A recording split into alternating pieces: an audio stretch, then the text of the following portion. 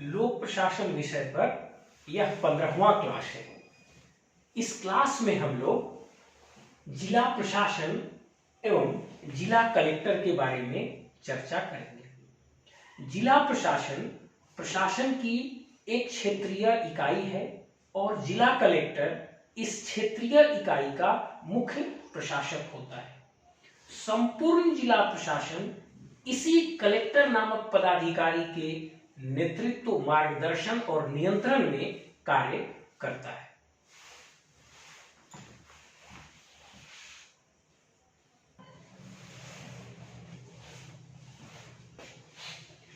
एक आम आदमी की नजर में जिला प्रशासन और कलेक्टर ही सरकार है, क्योंकि आए दिन उनका सामना इसी स्तर के प्रशासन और इसी स्तर के प्रशासकों से होता है।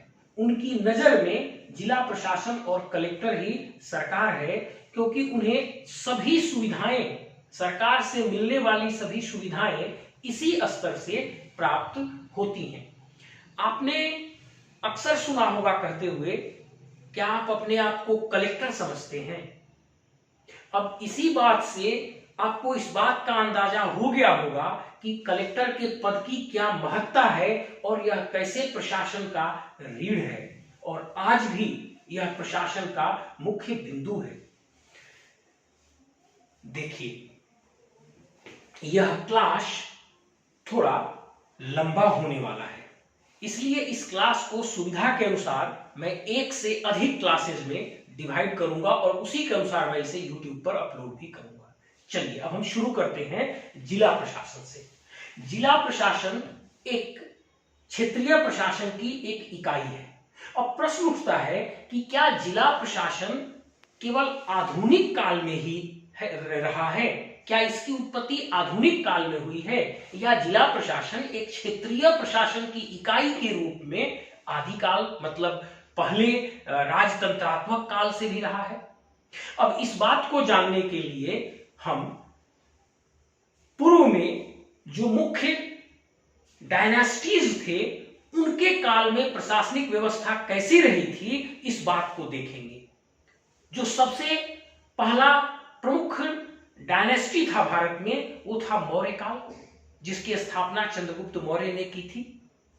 तो मौर्य काल में जो क्षेत्रीय विभाजन था पूरे साम्राज्य का, वो इस प्रकार से था। एम्पायर मतलब पूरा साम्राज्य या किंगडम। अंपायर जो है वह कई प्रोविंसेस में अर्थात प्रांत में विभाजित था, और प्रत्येक प्रांत कई क्षेत्रीय इकाई में विभाजित था, जो आज के जिला के समकक्ष था। और यहां पर मैं क्षेत्रीय इकाई शब्द लिखकर छोड़ दिया है हमने, ये आपके लिए छोड़ा है। मेरी ओर से आपके लिए एक प्रश्न है, आप खोज कर ये बताइए कि उस समय जो प्रोविंस को विभाजित किया जाता था, जो आज के जिला के समकक्ष है, उसे क्या कहा जाता था? और इस क्षेत्रीय इकाई के प्रमुख प्रशासक को प्रदेशिका कहा जाता था। याद रख लीजिए, मौर्य काल में प्रोविंसेस को कई क्षेत्रीय इकाई में विभाजित किया जाता था, जो आज के डिस्ट्रिक्ट या जिला के समकक्ष है, और इसके प्रमुख को प्रदेशिका कहा जाता था। अब इस क्षेत्रीय इकाई के नीचे 100 ग्रामों का एक समूह होता था, और इसके प्रमुख को स्थानका कहा जाता था। फिर इसके नीचे 10 ग्रामों का समूह होता था, और उनके प्रमुख को गोप कहा जाता था। और सबसे नीचे जो सबसे छोटी इकाई थी, उसको ग्राम कहा जाता था, और इसके प्रमुख को ग्रामिक कहा जाता था। और इस प्रकार से मौर्य काल में पूरा अंपायर या किंगडम इस प्रकार से क्षेत्रीय इकाइयों में विभाजित था। अब उसके बाद आइए गुप्त काल में। देखिए, गुप्त काल में भी सबसे ऊपर अंपायर मतलब किंगडम या साम्राज्य था पूरा। अब वह पूरा साम्राज्य प्रोविंसेस में अर्थात प्रांत में विभाजित था, कई प्रांतों में विभाजित था। फिर प्रत्येक प्रांत कई रीजन्स में विभाजित था, फिर प्रत्येक रीजन्स कई विषय में विभाजित था, और इस विषय के प्रमुख को विषयपति कहा जाता था। और फिर इस विषय और फिर प्रत्येक विषय ग्राम में विभाजित होता था। अब आगे आते हैं, हम सुल्तान काल देखते हैं। जो सुल्तान काल था, हाँ, इसके बीच में देखिए आप, गुप्त काल और सुल्तान काल के बीच में जो राजपूत काल में शासन था, उस समय जो क्षेत्रीय विभाजन था वो लगभग गुप्त काल के ही अनुसार था, उसमें कोई बहुत अंतर नहीं था। अब उसके बाद जो आता है वो है सुल्तान काल या सुल्तानेट पीरियड। ये आप समझ लीजिए 1191-92 में जो पृथ्वीराज चौहान और मोहम्मद गोरी के बीच तराइन की पहली और द्वितीय लड़ाई हुई थी, उस तराइन की लड़ाई के बाद यहां पर कुतुबुद्दीन ऐबक को प्रशासक के रूप में छोड़ा था मोहम्मद गोरी ने। वहीं से मतलब लगभग 1206 के आसपास से सुल्तानेट पीरियड शुरू होता है और यह 1526 तक आता है, जब तक कि बाबर का भारत में पदार्पण नहीं हुआ। तो ये जो सुल्तानेट पीरियड है, मतलब 1206 से लेकर 1526 के बीच का पीरियड, इसको सुल्तानेट पीरियड कहा जाता है। और इस पीरियड में जो क्षेत्रीय विभाजन था वो इस प्रकार था। अंपायर मतलब किंगडम या साम्राज्य सबसे ऊपर, उसके बाद किंगडम जो था वो प्रांत में विभाजित था, कई प्रांत में मतलब प्रोविंसेस में विभाजित था। अब प्रत्येक प्रोविंस सिकोस में विभाजित था, सिकोस, और उस सिकोस के हेड को सिकदार कहा जाता था, मतलब सिकोस के जो प्रशासक थे उनको सिकदार कहा जाता था। अब सिकोस जो था वो नीचे कई सरकार में विभाजित था, यह भी एक क्षेत्रीय इकाई थी। फिर सरकार परगना में विभाजित था और परगना नीचे ग्राम में विभाजित था। अब सुल्तान काल के बाद मुगल काल आया, जो 1526 ईस्वी में बाबर आया और मुगल काल की स्थापना, मुगल शासन की स्थापना हुई। अब उस समय भी जो सबसे बड़ा क्षेत्रीय इकाई था वो अंपायर, किंगडम या साम्राज्य के रूप में जाना जाता था। अब वो अंपायर सूबा या प्रांत में विभाजित था, मतलब प्रोविंसेस में विभाजित था। फिर वह सूबा या प्रांत सरकार में विभाजित था और इस सरकार का जो पदाधिकारी था वो करोरी फौजदार था, ये एक मिलिट्री अफसर हुआ करता था। और सूबा या प्रांत का जो हेड है वो सूबेदार होते थे और सूबेदार के सीधे नियंत्रण में एक करोरी फौजदार काम करता था, जो आज के डिस्ट्रिक्ट कलेक्टर का इक्विवेलेंट माना जाता है। फिर सरकार मतलब डिस्ट्रिक्ट नीचे परगना में विभाजित था और परगना नीचे ग्राम में विभाजित था। इस मुगल काल को फिर से देखिए, 1526 से 1858 तक मान लीजिए मुगल काल माना जाता है, जब तक कि बहादुर शाह जफर को निष्कासित नहीं किया गया था। तो ये जो मुगल काल है, मुगल काल में सबसे ऊपर अंपायर या साम्राज्य हुआ और साम्राज्य सूबा या प्रांत में विभाजित था और सूबा या प्रांत का हेड को सूबेदार कहा जाता था और प्रत्येक सूबा नीचे सरकार में विभाजित था और यह सरकार आज के जिला के इक्विवेलेंट होता है।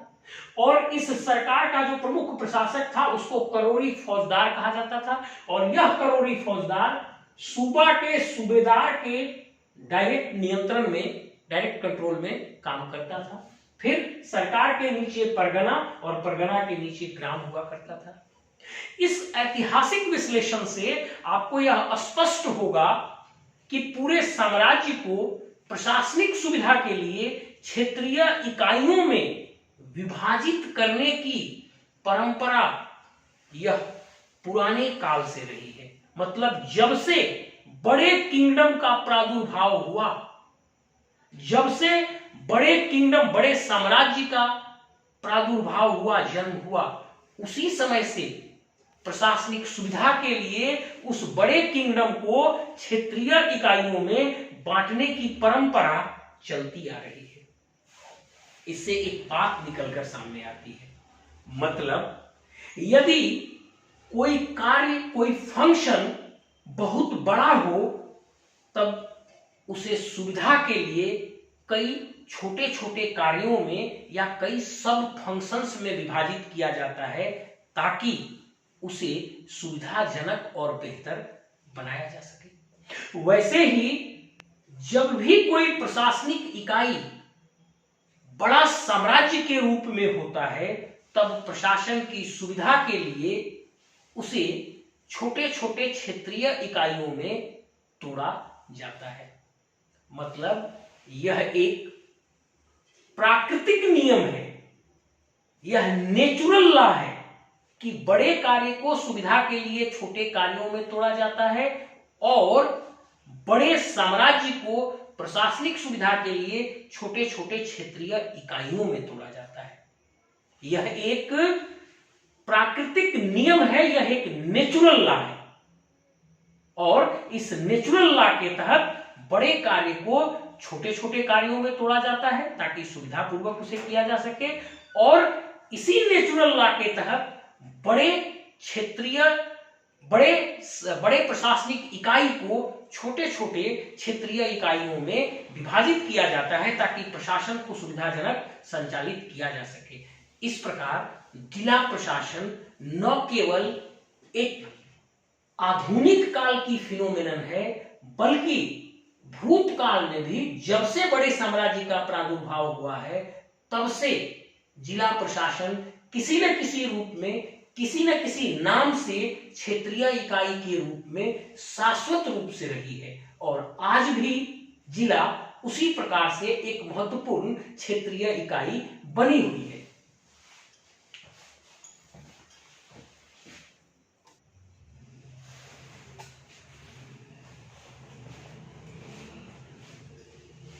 अब देखिए, मुगल काल के बाद ब्रिटिश काल आया। अब इस ट्रांजिशन के फेज को भी समझिए।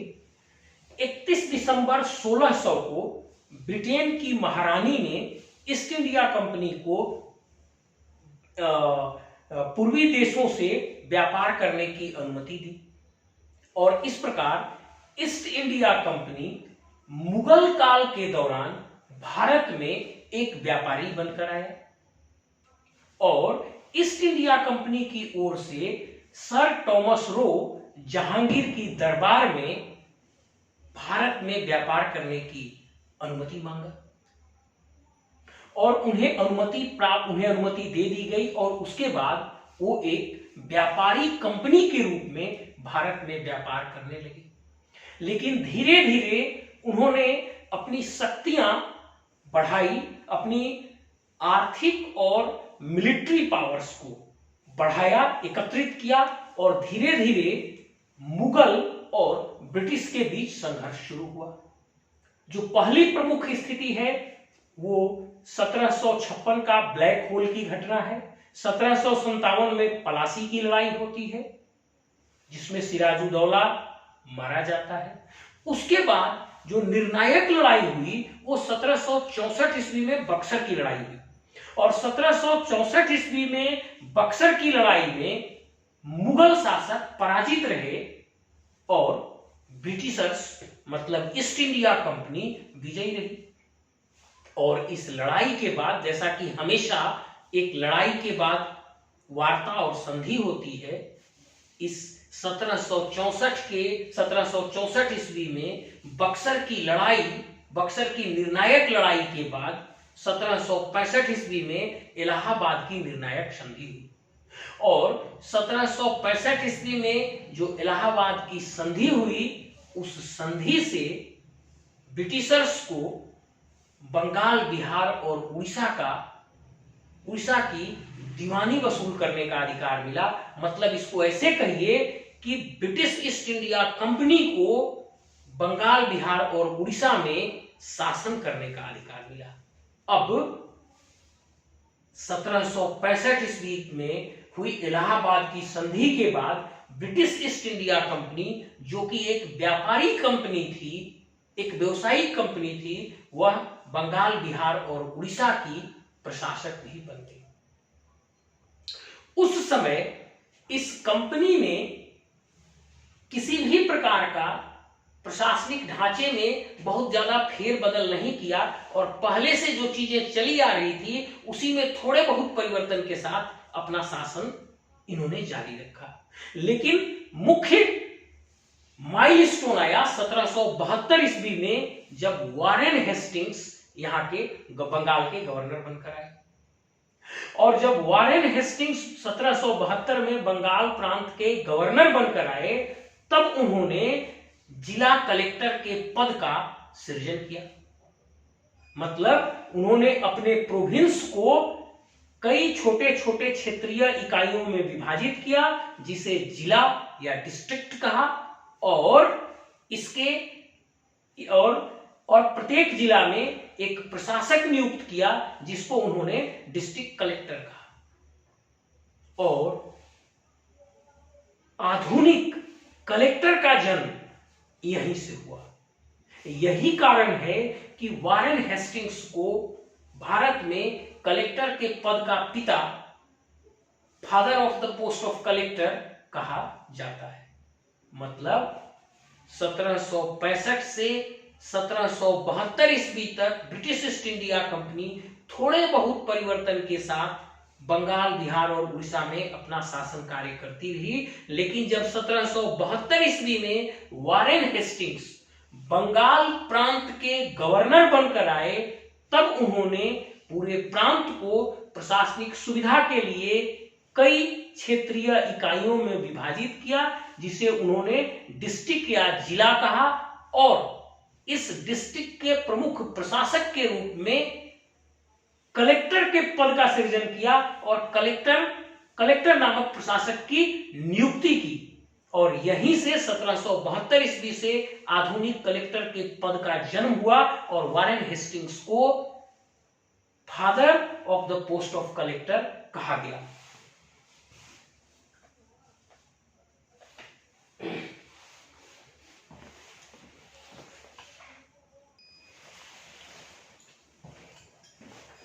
अगर आप तुलना कीजिएगा तो तुलना करने पर आप पाइएगा कि मौर्य काल में प्रोविंस के नीचे जो क्षेत्रीय इकाई थी, जिसके प्रमुख प्रदेशिका थे, वो आज के कलेक्टर के समकक्ष हैं।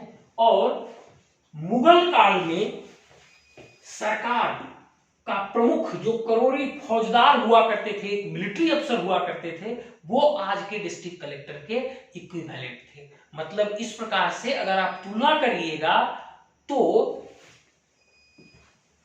मौर्य काल का प्रदेशिका और मुगल काल का करोरी फौजदार आज के जिला कलेक्टर का समकक्ष माना जा सकता है। और मूल रूप से जो जिला कलेक्टर का पद है, चूंकि ब्रिटिशर्स मुगल काल के तुरंत बाद शासन में आए थे, तो भले उन्होंने नाम में परिवर्तन कर दिया हो, लेकिन मुगल काल की जो प्रशासनिक परंपराएं थी, जो पद और शक्तियां थी, उसको लगभग उन्होंने उसका अनुसरण किया था। जिस तरह से करोरी फौजदार सरकार नामक क्षेत्रीय इकाई का प्रमुख प्रशासक और शक्तिशाली प्रशासक हुआ करता था, उसी तरह से उन्होंने डिस्ट्रिक्ट बनाया और उसके एक शक्तिशाली प्रशासक के रूप में कलेक्टर का पद का सृजन किया। मतलब आप ऐसा कह सकते हैं कि जो कलेक्टर का पद बनाया गया, वो मुख्य रूप से ये जो करोरी फौजदार था, इसी से निकलकर सामने आया और इसके नियरेस्ट एनालॉग के रूप में उसको सृजित किया गया। मतलब मैं इसको कंक्लूड करता हूं ये कह के कि जिला प्रशासन क्षेत्रीय इकाई के रूप में हमेशा से रही है और इसके प्रमुख के रूप में एक प्रशासक हमेशा से रहा है।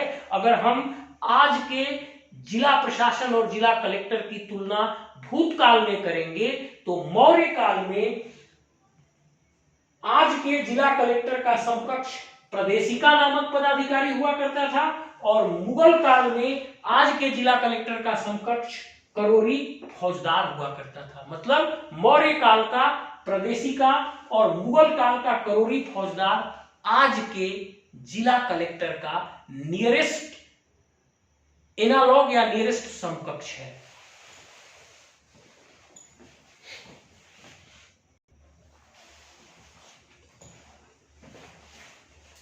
अब देखिए 1772 ईस्वी में वारेन हेस्टिंग्स के द्वारा डिस्ट्रिक्ट कलेक्टर के पद का सृजन किया गया और उस समय उसका कार्य केवल रेवेन्यू कलेक्शन या राजस्व संग्रहण करना था। इसका मतलब यह हुआ कि 1772 ईस्वी में जब डिस्ट्रिक्ट कलेक्टर के पद का सृजन किया गया था तो वह केवल एक राजस्व पदाधिकारी या रेवेन्यू ऑफिसर था। उस समय उसमें मजिस्ट्रेट की पावर अर्थात दंडाधिकारी की शक्तियां नहीं थी। मतलब 1772 ईस्वी में वारेन हेस्टिंग्स के द्वारा जब कलेक्टर के पद का सृजन किया गया था तब उस समय वह केवल एक राजस्व पदाधिकारी था और उसका कार्य राजस्व की वसूली करना था। और इस प्रकार नियुक्त किया गया पहला पदाधिकारी, भारत का पहला कलेक्टर राल्फ सेल्डन महोदय थे। Ralph Seldon. वारेन हेस्टिंग्स ने जिस व्यक्ति को बंगाल प्रांत में पहला कलेक्टर के रूप में नियुक्त किया था उनका नाम था राल्फ सेल्डन महोदय। अब एक तरह से कलेक्टर के पद का यह एक्सपेरिमेंटेशन का काल था और यह कलेक्टर का पद 1773 ईस्वी तक ही रहा और 1773 ईस्वी तक यह केवल राजस्व का संग्रहण करता रहा और 1773 ईस्वी में फिर से इस कलेक्टर के पद को समाप्त कर दिया गया। मतलब वह जो काल था वो कलेक्टर के पद का एक्सपेरिमेंटेशन का काल था। उस समय इस पद पर एक्सपेरिमेंट किया जा रहा था और 1772 ईस्वी में पहले इसका सृजन हुआ एक राजस्व पदाधिकारी के रूप में और इस रूप में 1772 से 1773 ईस्वी तक यह पदाधिकारी राजस्व के संग्रहण का कार्य करता रहा और अंततः 1773 ईस्वी में इस पद को समाप्त कर दिया गया। पुनः 1781 ईस्वी में इस पद की जरूरत महसूस की गई और फिर 1781 ईस्वी में फिर से कलेक्टर के पद का सृजन किया गया। अब यहां भी जब फिर से कलेक्टर के पद का सृजन किया गया तो दोबारा भी इसे एक रेवेन्यू एडमिनिस्ट्रेटर के रूप में ही लाया गया। मतलब दोबारा जब 1781 ईस्वी में कलेक्टर के पद का फिर से सृजन किया गया तो उस समय भी यह एक राजस्व पदाधिकारी के ही रूप में आया और उस समय भी यह एक राजस्व पदाधिकारी ही था और राजस्व का संग्रहण करता था और 1786 ईस्वी तक यह एक राजस्व पदाधिकारी के रूप में कार्य करता रहा। लेकिन 1787 ईस्वी आते तक यह महसूस किया गया कि राजस्व की वसूली तब तक नहीं की जा सकती, मतलब रेवेन्यू एडमिनिस्ट्रेशन को तब तक ठीक से संचालित नहीं किया जा सकता जब तक उसमें पावर ऑफ पुलिसिंग वेस्ट नहीं किया जाए। जब तक इस पद में पावर ऑफ पुलिसिंग मतलब पावर ऑफ मजिस्ट्रेसी नहीं वेस्ट किया जाएगा तब तक रेवेन्यू एडमिनिस्ट्रेशन को सही ढंग से संचालित नहीं किया जा सकता। और जब ब्रिटिश प्रशासक ने इस बात को महसूस किया तब अंततः 1787 ईस्वी में कलेक्टर के पद में ही रेवेन्यू एडमिनिस्ट्रेशन के साथ साथ सिविल जस्टिस मतलब आज के जज की शक्तियां और मजिस्ट्रेसी मतलब आज के कार्यपालक दंडाधिकारी की शक्तियां संग्रहित की गई। फिर से समझिए, दोबारा 1781 ईस्वी में पुनः कलेक्टर के पद का सृजन किया गया और 1781 से 1786 ईस्वी तक यह फिर से एक राजस्व प्रशासक के रूप में राजस्व वसूली का कार्य करता रहा और यहां तक भी इसमें दंडाधिकारी की शक्तियां मजिस्ट्रेट की शक्तियां नहीं थी। लेकिन 1787 आते तक ब्रिटिश प्रशासक के द्वारा यह महसूस किया गया कि जब तक कलेक्टर में दंडाधिकारी अर्थात मजिस्ट्रेट की शक्तियां नहीं संग्रहित की जाएंगी तब तक राजस्व प्रशासन आसानी से नहीं किया जा सकता, राजस्व प्रशासन को सही ढंग से संचालित नहीं किया जा सकता। तब 1787 ईस्वी में इस कलेक्टर के पद में राजस्व प्रशासन के साथ साथ सिविल जस्टिस और मजिस्ट्रेसी की शक्तियां सन्निहित की गई। अब यहां पर थोड़ा रुककर समझिए, सिविल जस्टिस कहने का मेरा मतलब है जुडिशियल मजिस्ट्रेसी से, और केवल मजिस्ट्रेसी कहने का मेरा मतलब है एग्जीक्यूटिव मजिस्ट्रेसी से। अब इन दो बातों को समझ लीजिए कि जुडिशियल मजिस्ट्रेसी और एग्जीक्यूटिव मजिस्ट्रेसी अलग अलग कैसे होते हैं। अर्थात जो न्यायिक दंडाधिकारी हैं, मतलब जुडिशियल मजिस्ट्रेट, मतलब ऐसे समझिए, मतलब जो जुडिशियल मजिस्ट्रेट अर्थात जो न्यायिक दंडाधिकारी हैं, वे एग्जीक्यूटिव मजिस्ट्रेट अर्थात कार्यपालक दंडाधिकारी से अलग कैसे हैं। इन बातों को यहां पर समझिए, तब आपको समझ में आएगा। एग्जीक्यूटिव मजिस्ट्रेट का मतलब होता है जिसके निर्णय पर, जिसके आदेश पर, जिसके नियंत्रण और निर्देशन पर कार्यों को एग्जीक्यूट किया जाता है। मतलब वह मजिस्ट्रेट जो कानून को एग्जीक्यूट कराने के लिए जिम्मेदार है, उसको एग्जीक्यूटिव मजिस्ट्रेट कहा जाता है। और डीएम से लेकर अनुमंडल पदाधिकारी होते हुए नीचे तक ये पद सोपान एग्जीक्यूटिव मजिस्ट्रेट या कार्यपालक दंडाधिकारी की है। डीएम भी अपने आप में एग्जीक्यूटिव मजिस्ट्रेट हुआ। अब आइए जुडिशियल मजिस्ट्रेट मतलब न्यायिक दंडाधिकारी, वे मजिस्ट्रेट जिनके आदेश पर कानून का एग्जीक्यूशन अर्थात कार्यों को नहीं किया जाता है, जो बैठकर केवल यह डिसाइड करते हैं कि क्या चीज सही हुआ और क्या चीज गलत हुआ, और उसके अनुसार वे दंड आरोपित करते हैं। और वो भी ये कार्य वे तब करते हैं जब उनके सामने ये बातें लाई जाती हैं। मतलब एग्जीक्यूटिव मजिस्ट्रेट या कार्यपालक दंडाधिकारी वे मजिस्ट्रेट होते हैं जिनके निर्देशन पर कार्यों को किया जाता है, और जुडिशियल मजिस्ट्रेट या न्यायिक दंडाधिकारी वे मजिस्ट्रेट होते हैं जिनके समक्ष, जिनके आदेश पर कार्यों को नहीं किया जाता। वे कार्य कराने के लिए जिम्मेदार नहीं हैं, बल्कि जिनके समक्ष घटना होने के बाद उस चीज को लाया जाता है और वे उसकी सुनवाई करते हैं, और वे देखते हैं कि यह सही किया गया या गलत किया गया। यदि कानून के विरुद्ध किया गया तो वे दंड आरोपित करते हैं, और उनको न्यायिक दंडाधिकारी कहा जाता है। इस प्रकार 1787 ईस्वी में कलेक्टर के पद में रेवेन्यू एडमिनिस्ट्रेशन के साथ साथ सिविल जस्टिस अर्थात जुडिशियल मजिस्ट्रेट की शक्तियां और मजिस्ट्रेसी अर्थात एग्जीक्यूटिव मजिस्ट्रेट की शक्तियां समाहित कर दी गई, सन्निहित कर दी गई। और इस प्रकार 1787 ईस्वी में कलेक्टर अपने सबसे शक्तिशाली स्टेज में आया, और यहीं से वो जुडिशियल मजिस्ट्रेसी और एग्जीक्यूटिव मजिस्ट्रेसी की शक्तियों को प्राप्त किया। अब यहां एक बात और समझिएगा,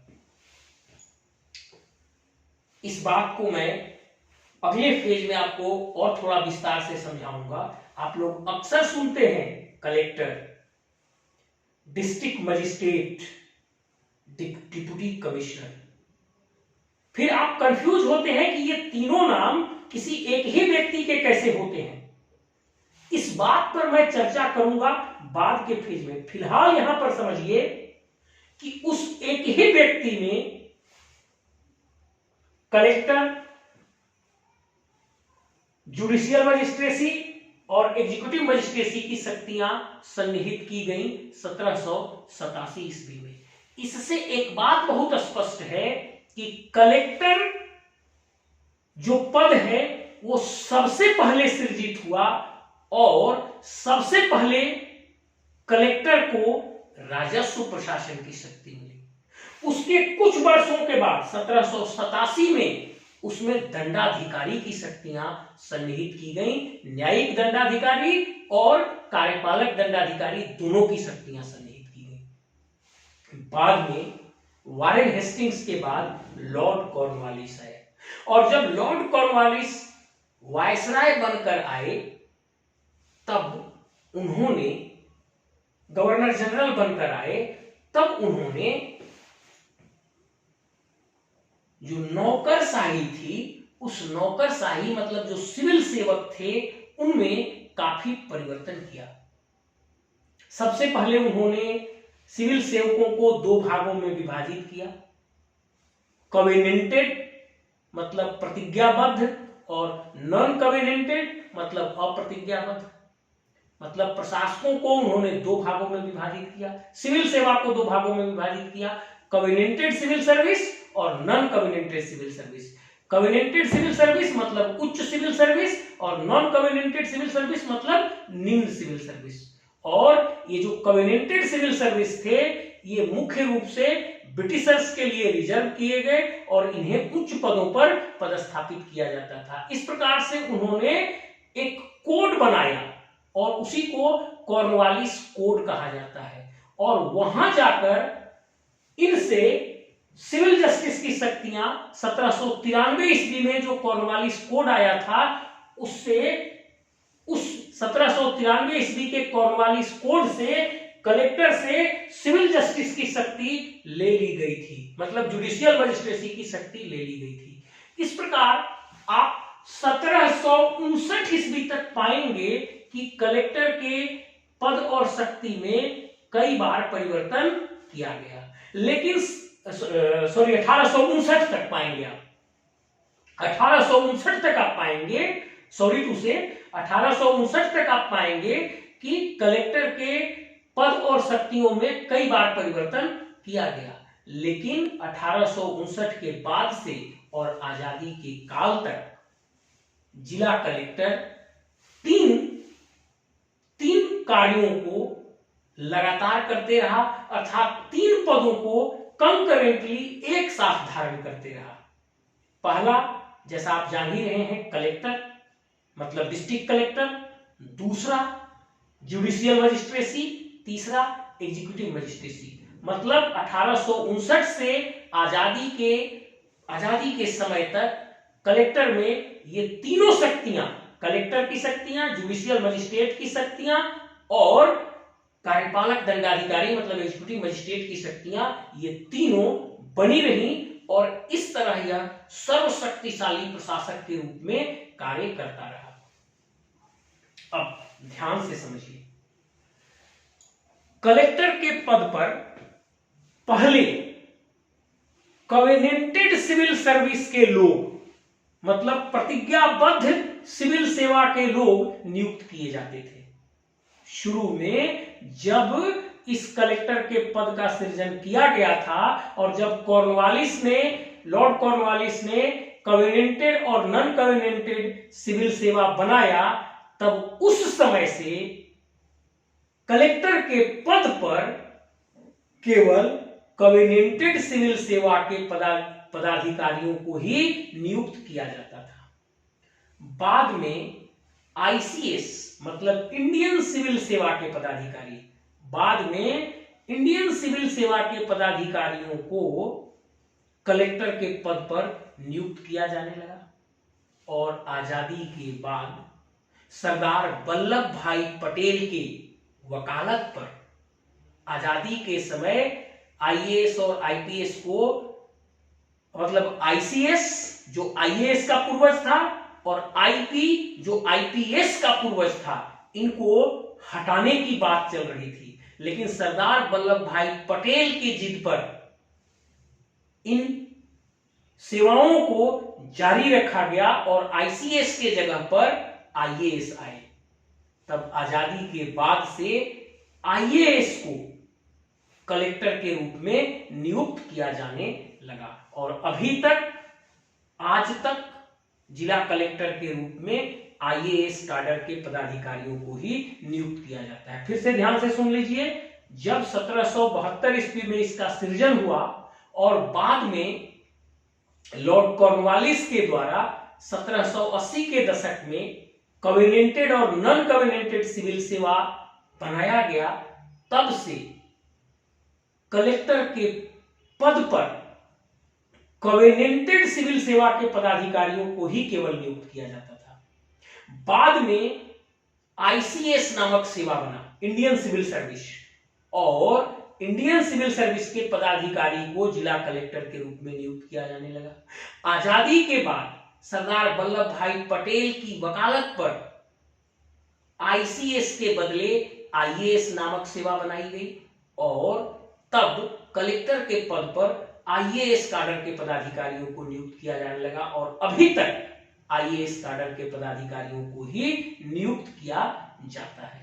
यहां पर एक बात आपको समझना बहुत जरूरी है कि सीधे यूपीएससी से चयनित कुछ लोग आईएएस सीधे आते हैं और वे आईएएस पदाधिकारी मतलब आईएएस पदाधिकारी का चयन सीधे यूपीएससी के द्वारा सिविल सेवा की परीक्षा से होता है, तो वे भी जिला कलेक्टर के रूप में प्रतिनियुक्त होते हैं। और राज्य प्रशासनिक सेवा के पदाधिकारी भी बाद में प्रमोशन के द्वारा आईएएस के रूप में प्रोन्नति पाते हैं और आईएएस के रूप में प्रोन्नति पाने पर उनकी भी नियुक्ति जिला कलेक्टर के रूप में की जाती है।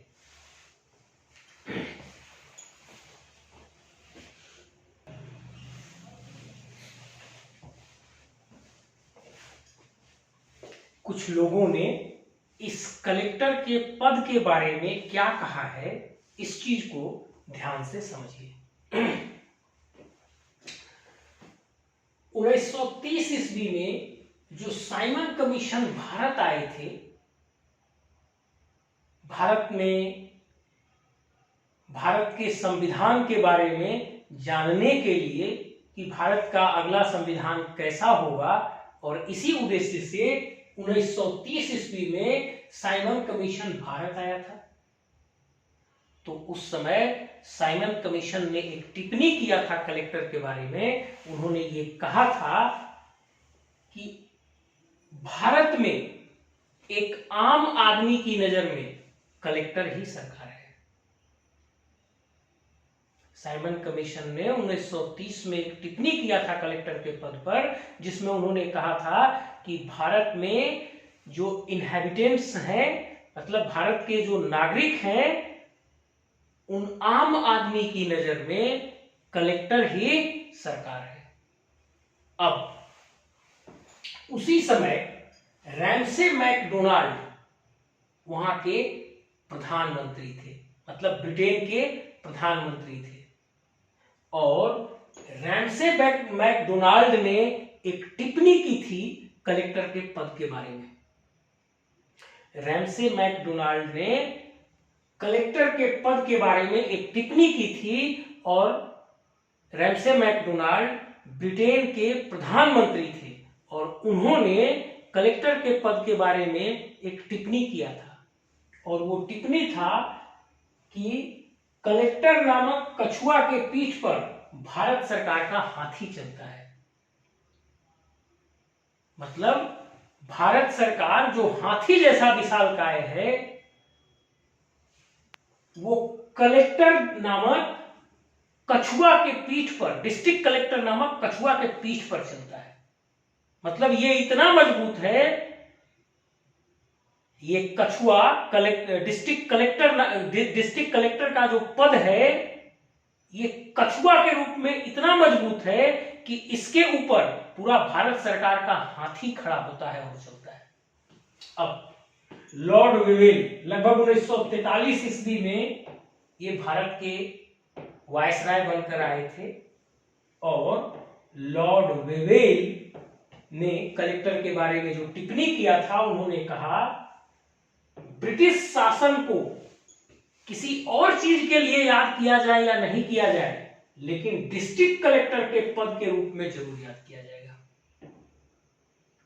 लॉर्ड वेवेल जो भारत के वायसराय थे 1943 में, उनका कहना था कि ब्रिटिश शासन को और किसी इंस्टीट्यूशन और किसी प्रक्रिया के लिए याद किया जाएगा या नहीं किया जाएगा, लेकिन डिस्ट्रिक्ट कलेक्टर के पद के लिए जरूर याद किया जाएगा। अब इन टिप्पणियों से आपको यह स्पष्ट हो गई होगी कि डिस्ट्रिक्ट कलेक्टर के पद की महत्ता क्या रही होगी। और आज भी देखिए ये बात कितनी सही है लॉर्ड वेवेल की, जो वो कह के गए कि ब्रिटिशर्स को और किसी चीज के लिए याद किया जाए या न किया जाए, लेकिन डिस्ट्रिक्ट कलेक्टर के पद के लिए जरूर याद किया जाएगा। और इससे इंडियन एडमिनिस्ट्रेशन में जो एक एकरूपता आई, आप भारत के किसी कोने में चल जाइए और आपको किसी प्रकार की कोई समस्या है तो आपको पता है कि हम डिस्ट्रिक्ट कलेक्टर से जाकर मिलेंगे, जिला का सारा प्रशासन उन्हीं के नेतृत्व में होगा। और अगर हम अपनी फरियाद डिस्ट्रिक्ट कलेक्टर के पास रखेंगे तो जिला के जिस विभाग से रिलेटेड होगा कलेक्टर साहब उनके पास भेज देंगे और मेरा काम हो जाएगा। और आज भी यह डिस्ट्रिक्ट कलेक्टर का पद पूरे देश के शासन को चला रहा है। तो उनके द्वारा जो ये बात कही गई थी कि ब्रिटिशर्स को किसी और चीज के लिए याद किया जाए या ना किया जाए, डिस्ट्रिक्ट कलेक्टर के पद के लिए जरूर याद किया जाएगा, ये कितनी सही है। आज भी डिस्ट्रिक्ट कलेक्टर डिस्ट्रिक्ट का किंग पिन है और मोस्ट पावरफुल पदाधिकारी है। अब यहां पर एक तो बात और समझिए डिस्ट्रिक्ट कलेक्टर के बारे में। क्षेत्रीय प्रशासक कहा जाता है डिस्ट्रिक्ट कलेक्टर को। क्षेत्रीय प्रशासक का क्या मतलब है?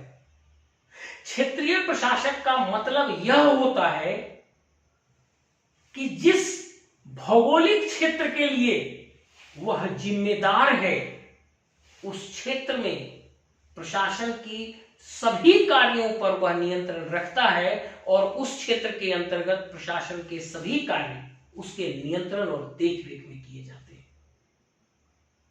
इसका मतलब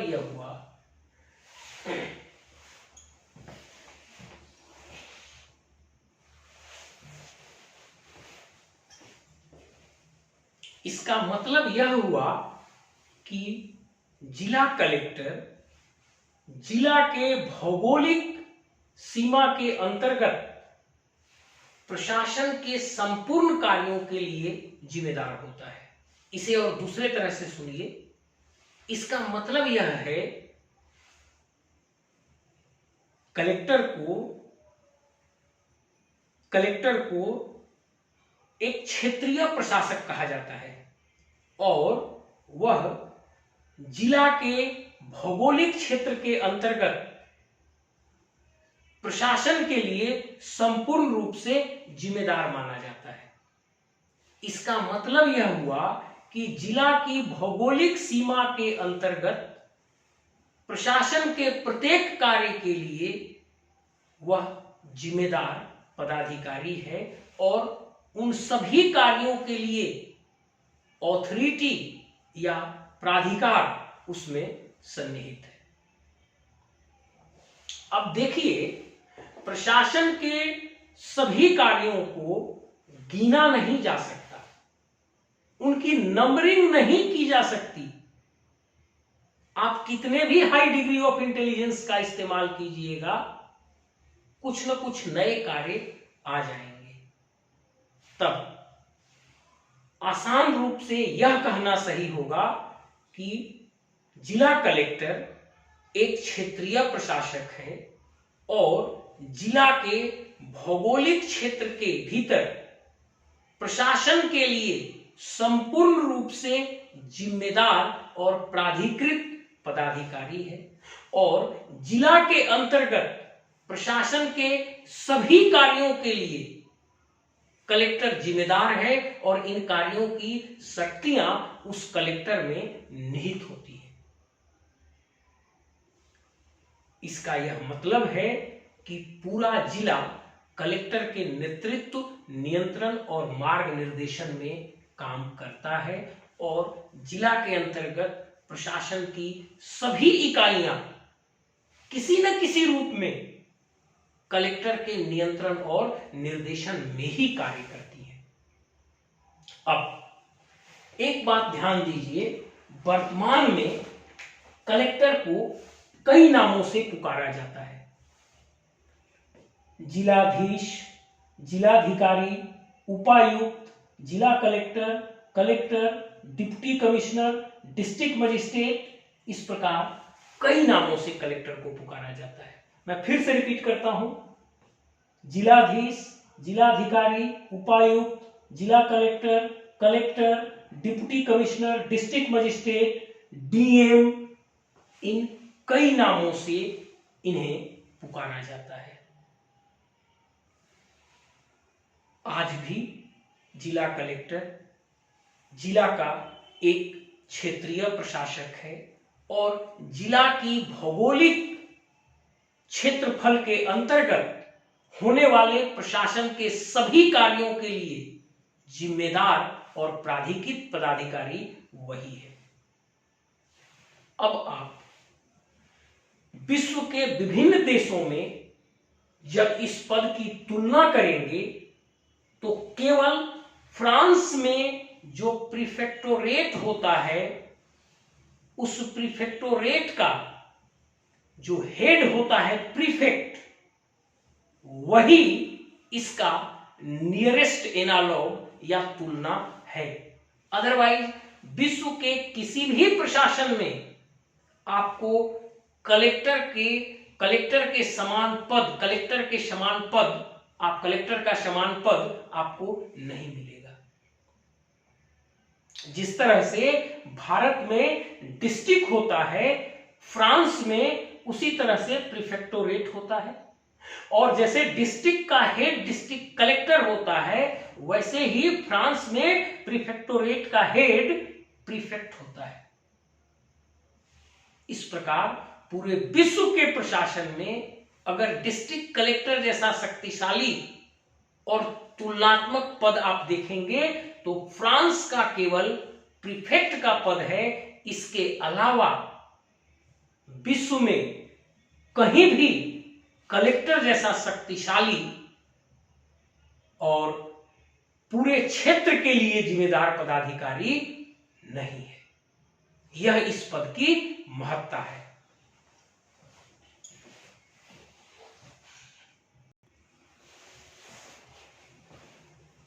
अब कलेक्टर को विभिन्न नामों से क्यों पुकारा जाता है, इसके पीछे क्या निहितार्थ है, इस बात की चर्चा हम अपनी अगले क्लास में करेंगे। अब यह क्लास बहुत बड़ा हो जाएगा और फिर उसके आगे के क्लास में हम आपको बताएंगे कि एक राजस्व प्रशासक के रूप में यह क्या करता है, एक मजिस्ट्रेट के रूप में क्या करता है, एक मुख्य एडमिनिस्ट्रेटर के रूप में क्या करता है, यह एक मुख्य इलेक्शन ऑफिसर के रूप में क्या करता है, या मुख्य जनगणना पदाधिकारी के रूप में क्या करता है, यह डिजास्टर मैनेजमेंट के हेड के रूप में यह क्या करता है।